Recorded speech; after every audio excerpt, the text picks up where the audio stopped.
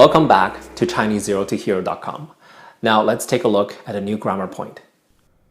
In this grammar video, we will look at how to ask where questions, like where is it?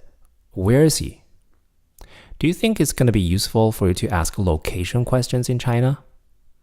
Where's the police station? Or where's the post office, right? All very practical questions. So now let's turn to page 66 of your textbook, and let's look under grammar point number 2.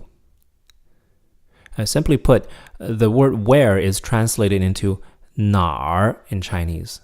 哪儿, it's N-A, third tone, R, 哪儿. Remember back in pronunciation 1.5.1, we looked at 儿化, or Rification, adding an R at the end of words.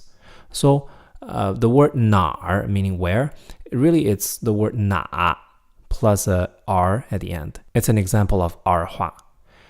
And make sure that you know the difference between 那儿 with a fourth tone, meaning there, and 哪儿, meaning where, with a third tone.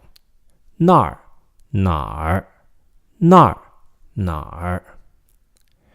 For example, to say that my cup is there, you would say 我的杯子在那儿, fourth tone, 那儿. But to ask the question, my cup is where? Where's my cup?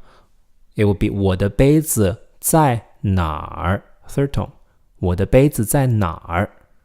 John, 我的杯子在哪儿？你的杯子在这儿。我的书在哪儿？你的书在这儿。Their home would be 他们在家. But if we don't know where they are, we can ask they are where? 他们在哪儿? Your Chinese friend is there. 你的中国朋友在那儿.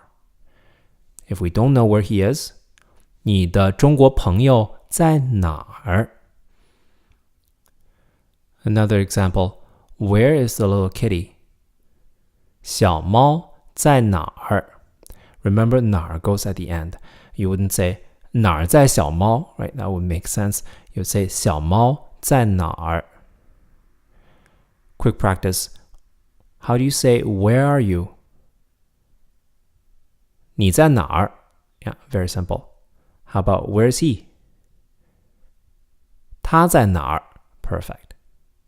Thanks for watching. Now see you in the next video.